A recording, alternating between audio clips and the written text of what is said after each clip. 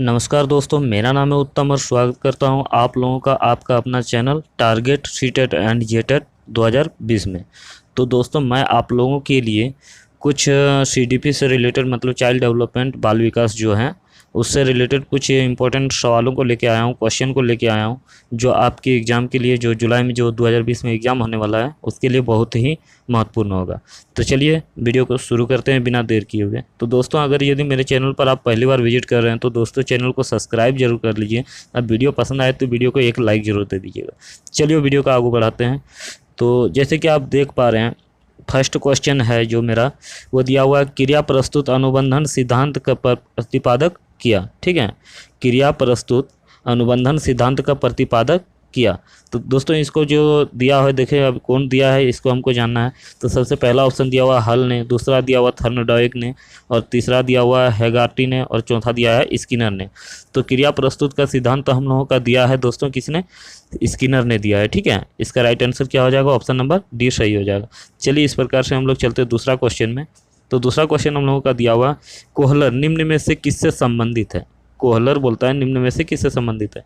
मेरा पहला ऑप्शन हो गया अभिप्रेरणा का सिद्धांत, दूसरा ऑप्शन हो गया विकास का सिद्धांत, तीसरा ऑप्शन हो गया व्यक्तित्व का सिद्धांत, और चौथा ऑप्शन हो गया अधिगम का सिद्धांत। ठीक है, तो इसमें मेरा राइट आंसर क्या हो जाएगा दोस्तों?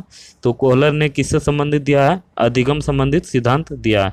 मतलब right answer option number D मेरा सही हो जाएगा। ठीक है, चलिए इस प्रकार से नेक्स्ट क्वेश्चन चलते हैं। तीसरा नंबर का क्वेश्चन जो दिया हुआ है, तो दोस्तों वीडियो पर बने रहें, इसी प्रकार के क्वेश्चन कराने वाले हैं जो कि बहुत ही इंपॉर्टेंट क्वेश्चन है ये सब। तो आप लोग देख के देखते रहिए अंतिम तक। तो चलिए आगे बढ़ते हैं। जैसे कि तीसरा क्वेश्चन मेरा दिया हुआ है, निम्न में से कौन सा अधिगम के पठार का कारण नहीं है? निम्न में से कौन सा अधिगम के पठार का कारण नहीं है? तो चलिए ऑप्शन पढ़ते हैं और उसी से हम लोग टिक करेंगे। ठीक है, तो सबसे पहला दिया है प्रेरणा की सीमा, दूसरा दिया है विद्यालय का असहयोग, तीसरा दिया हुआ है शारीरिक सीमा, और चौथा दिया है ज्ञान की सीमा। ठीक है, तो इसमें मेरा क्या मांगा है? निम्न में से कौन सा अधिगम के पठार कारण नहीं है। ठीक है, कारण नहीं है मतलब नेगेटिव मांगा है। ठीक है, तो इसमें क्या हो जाएगा? विद्यालय का असहयोग। तो चलिए इस प्रकार से नेक्स्ट क्वेश्चन चलते हैं। अंतर्मुखी व्यक्तित्व एवं बहिर्मुखी व्यक्तित्व का वर्गीकरण किसने किया है? ठीक है, बोलता है अंतर्मुखी व्यक्तित्व का वर्गीकरण किसने किया। ठीक, तो सबसे पहला ऑप्शन है मेरा फ्रायड, दूसरा है युग, तीसरा है मन, और चौथा है आल्फोर्ट। ठीक है, तो चौथा नंबर का मेरा राइट आंसर क्या हो जाएगा? यूंग हो जाएगा। ठीक है, ऑप्शन नंबर बी मेरा राइट हो जाएगा। इस प्रकार से चलिए नेक्स्ट क्वेश्चन पे चलते हैं।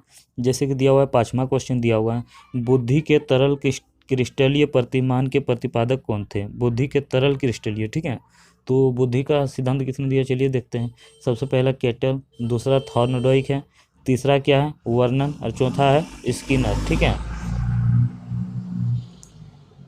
तो इस प्रकार से पाँचवा नंबर का मेरा क्या हो जाएगा? ऑप्शन नंबर एक सही हो जाएगा, केटल मेरा दिया है। ठीक, तो चलिए छठा क्वेश्चन पे इसी प्रकार से चलते हैं, बने रहिए हमारे वीडियो के साथ में। तो छठा क्वेश्चन जो मेरा दिया हुआ है, तो छठा क्वेश्चन जो दिया हुआ है देखिए, कि किसी दूसरी वस्तु की अपेक्षा का एक वस्तु पर चेतना का केंद्रीय अवधान है यह कथन है। ठीक है, डम्बविल का, ठीक, रॉस का, मन का, और मैकडूल का। तो किसका कथन है ये? तो छठा नंबर का मेरा राइट आंसर किसका हो जाएगा? ऑप्शन नंबर एक सही हो जाएगा, डम्बविल का। ठीक, तो इसी प्रकार से चलिए सातवां क्वेश्चन में चलते हैं। तो सातवां क्वेश्चन जो मेरा दिया हुआ है, क्या दिया हुआ है चलिए देखते हैं।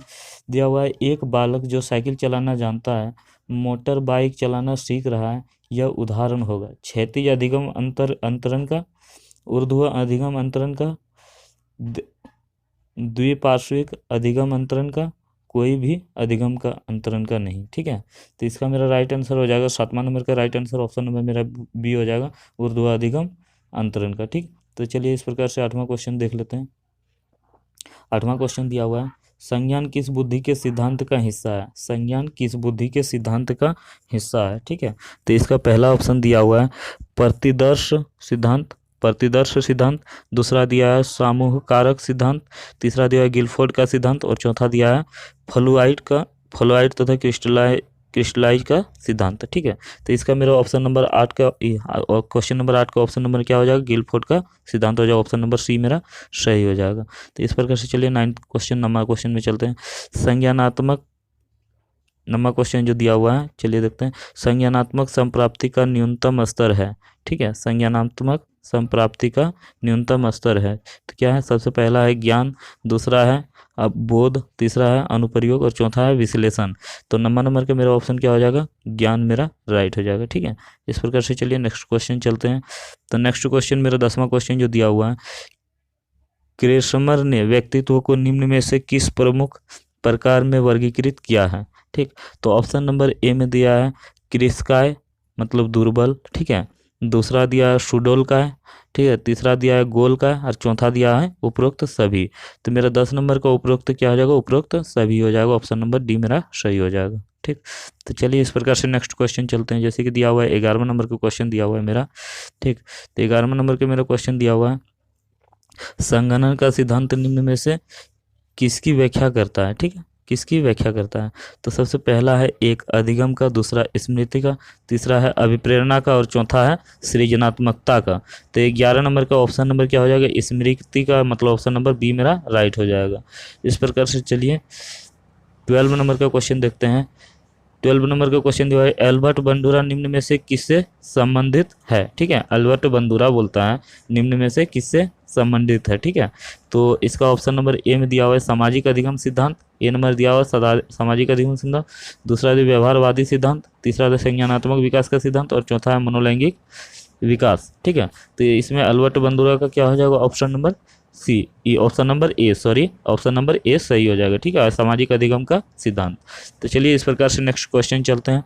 जैसे कि दिया हुआ है आपका 13वां नंबर का क्वेश्चन, 5 वर्ष के मोहन की मानसिक आयु 8 वर्ष है, 5 वर्ष के मोहन की मानसिक आयु 8 वर्ष है, ठीक है, उसकी बुद्धि लब्धि कितनी होगी, ठीक है। तो हम इसमें हो जाता है हम लोग का क्या होता है, मानसिक आयु, ठीक है, मानसिक आयु उसका बटा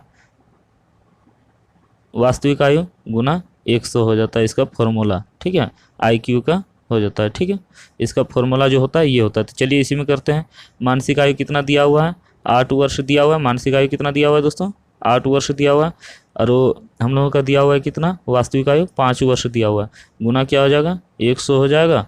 तो 5 से कितना बार में कटेगा, 5 से 20 बार में कट जाएगा, तो कितना आ जाएगा 80 दूना 8 दूना 16 यानी 160 मेरा सही हो जाएगा। तो ऑप्शन नंबर मेरा बी सही हो जाएगा, 13 नंबर का ऑप्शन नंबर बी मेरा सही हो जाएगा, ठीक है। इस प्रकार से चलिए नेक्स्ट क्वेश्चन पर चलते हैं। तो 13वां नंबर का जो क्वेश्चन दिया हुआ है, 12 वर्ष से 16 वर्ष के बच्चों के लिए हिंदी में डॉक्टर कौन सा परीक्षण प्रतिपादित किया, ठीक है। तो इसमें ए नंबर में दिया हुआ है मेरा क्या दिया हुआ, और शाब्दिक बुद्धि परीक्षण, बी नंबर में दिया हुआ है साधारण मानसिक योग्यता परीक्षण, सी नंबर में दिया हुआ आर्मिक अल्फा परीक्षण और डी नंबर में दिया है चित्रांकन परीक्षण, ठीक है। तो 14 नंबर के मेरा राइट आंसर हो जाएगा ऑप्शन नंबर बी, साधारण मानसिक योग्यता परीक्षण, ठीक है। तो इस प्रकार से चलिए नेक्स्ट क्वेश्चन 15वां नंबर क्वेश्चन में चलते हैं। 15 नंबर का क्वेश्चन, निम्न में से कौन सा सीखने के मुख्य नियम में शामिल नहीं है, मतलब इसमें नेगेटिव क्वेश्चन है, ठीक है, जैसा देख लीजिएगा, जरा सा ध्यान दीजिएगा। निम्न में से कौन सा सीखने के मुख्य नियमों में शामिल नहीं है, ठीक है। सबसे पहला है तत्परता का नियम, अभ्यास का नियम, बहु अनुक्रिया का नियम और प्रभाव का नियम। तो इसमें मेरा राइट आंसर हो जाएगा 15 नंबर का ऑप्शन नंबर सी, बहु अनुक्रिया का नियम, ठीक है। तो चलिए इस प्रकार से नेक्स्ट क्वेश्चन चलते हैं।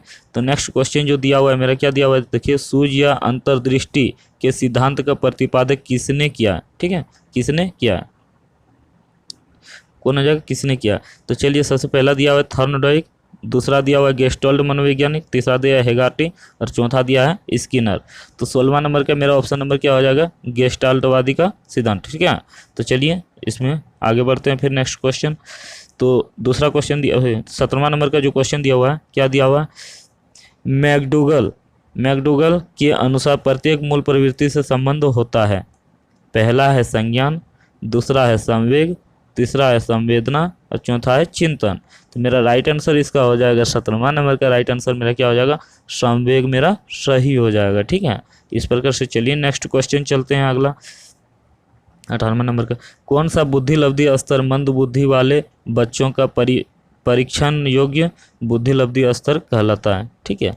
तो चलिए इस प्रकार से इसको किस प्रकार से देखते हैं, कौन सा ऑप्शन सही हो जाएगा। सबसे पहला दिया है 70 से 79, दूसरा दिया है 50 से 69, सी नंबर में दिया हुआ है 36 से 49 और डी नंबर दिया है 35 से नीचे।